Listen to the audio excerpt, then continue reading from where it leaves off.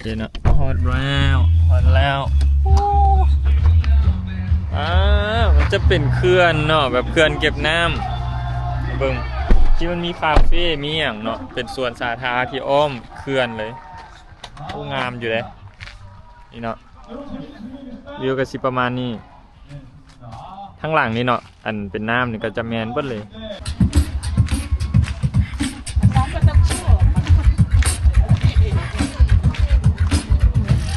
โคตรงามเลยเนาะ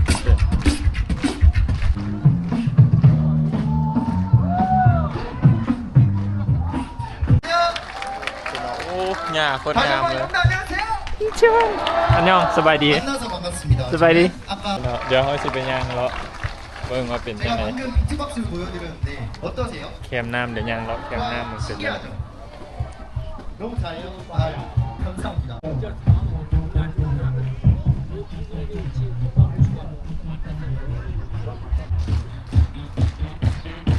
ที่น่ะออกมาแล้วนี่อู้งามว้าว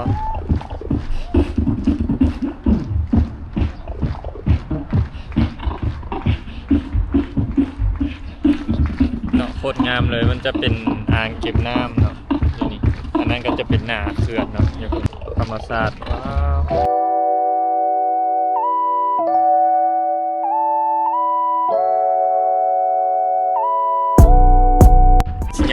ยางอ้อมกันนี่เนาะไป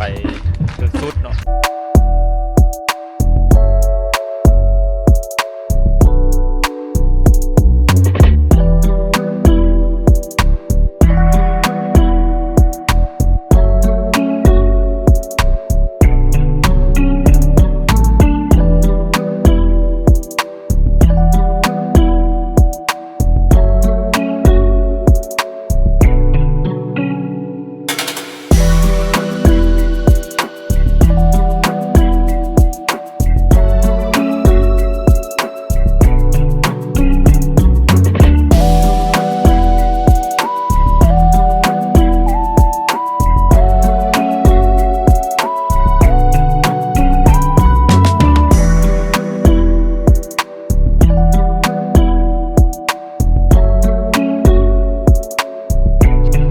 ตอนนี้เขาก็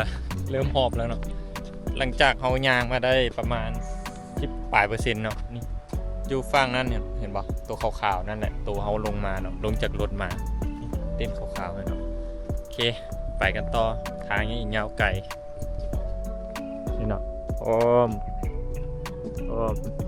กลับคืนไปจุดเก่าเนาะอ๋อนี่เนาะจะเป็นบอลปล่อยน้ำของเขื่อนเนาะนี่ตัวนี้อันนั้นก็จะเป็นหน้าเขื่อนเนาะ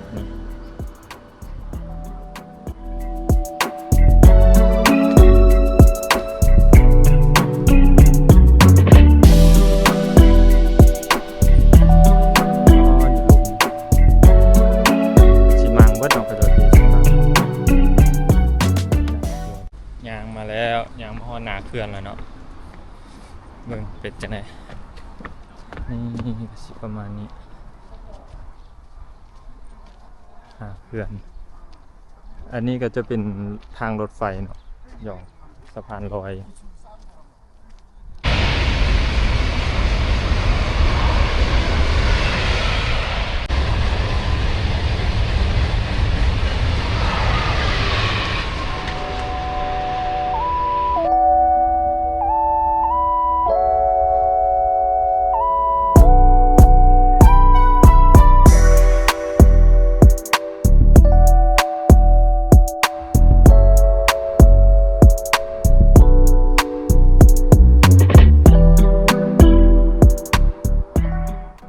เนาะวันนี้เราก็จะมาได้ 50% แล้วเนาะนี่ข้างหลัง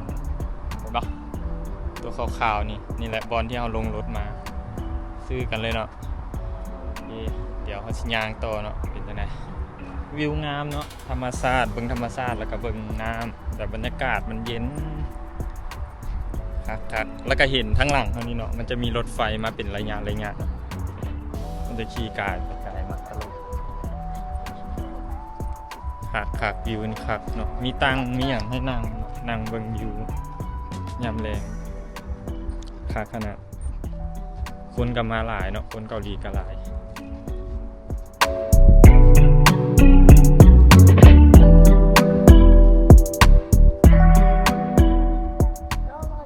ว้าววิวเนาะจังแม่นงามเห็นตะเวนกำลังตกดินนี่เนาะบรรยากาศแบบ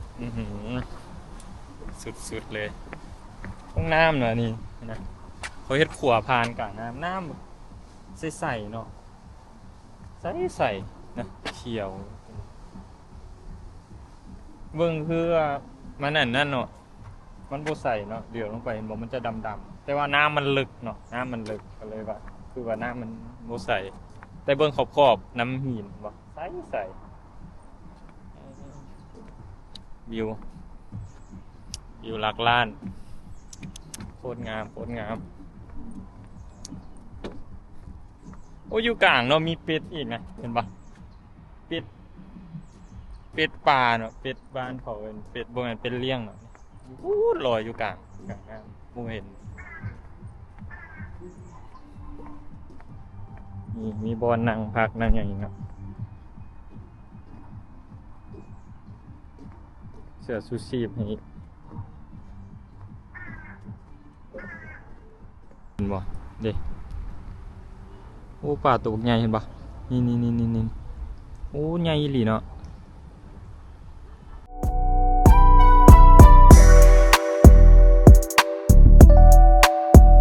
นี่เนาะเอามากับสิสุดแล้วเนาะเอาคิดว่ามาล่ะสุดอยู่นี่เนาะยังบ่แม่นเนาะยังไปต่ออีกโอเคมาฮอดทีแล้วเนาะไปสุดไปจัดไปอ้อมไปอีกดูหน่อยยังไปต่อนี่อีกอ้อมสุดเนาะจึงโค้งกลับมานี่หาบอลนี้ไปกันเลยเพิ่งเนาะเพิ่งป่าเป็นระยะเห็นปะ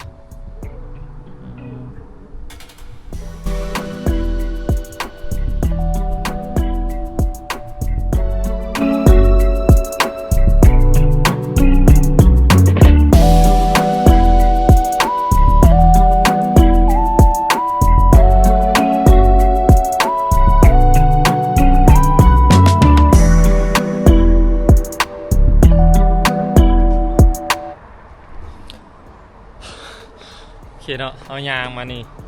กับ 2,000 เมตรเนาะเราจะบอกเนาะ 2,000 เมตรเนาะเขาจะสิยางอ้อมไปอีกเนาะประมาณ 2,000 ปลายนี่แหละประมาณนั้น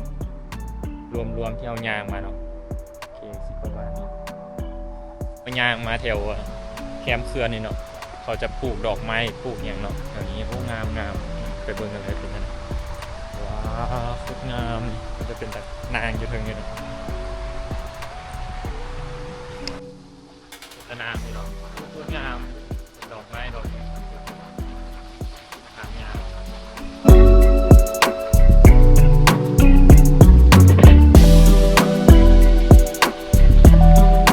อากาศเนาะมันจะมีน้ำพุอีก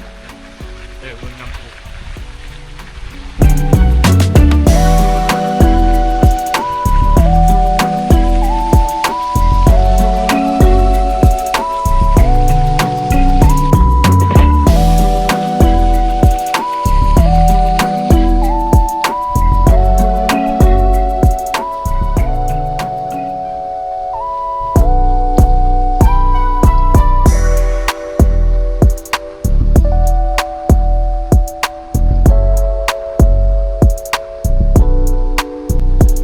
มีน้ำพุ2 จุดเลยเนาะ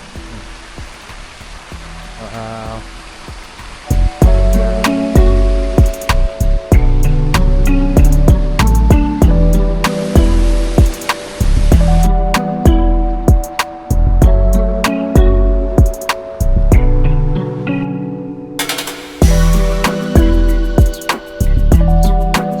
ไผ่ที่อยากมาเนาะยางลิ้นหรือว่าอยากเห็นเนาะจุดนี้เนาะนี่ที่อยู่เนาะ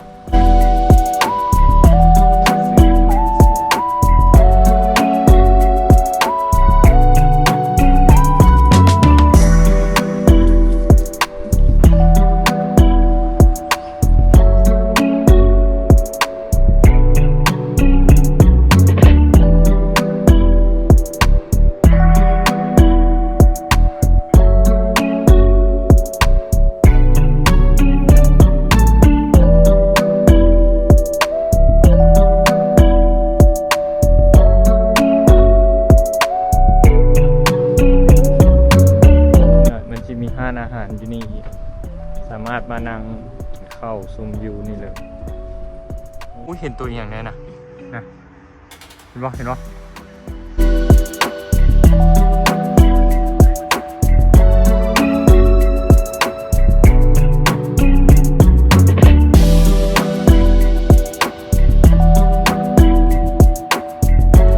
ใหญ่หรือเนาะเบิ่งเทียบกับขอนไม้เห็นบ่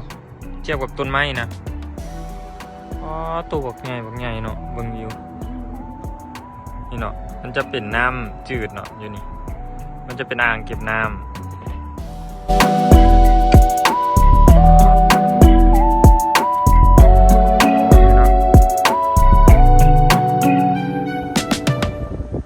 เบิ่งป่านี่เนาะพี่น้องรุ่นเท่าขาพุ่นนะความใหญ่นะ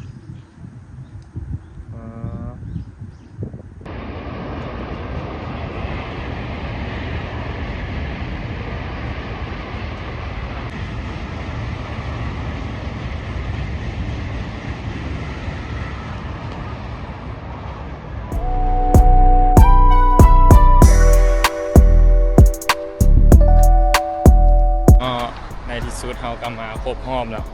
นี่หอดจุดที่เราไปแล้วเนาะนี่จุดนี้โอ้มไปเนาะจนมาหอดจุดเก่าใช้เวลาไปเดี๋ยวนี้6:22 นาทีเนาะใช้เวลาไปชั่วโมงกว่านิดชั่วโมงป่านิด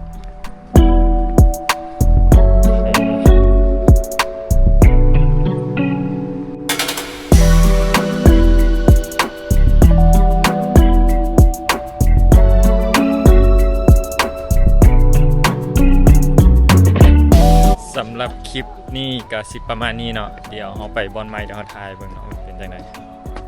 เจอกันคลิปใหม่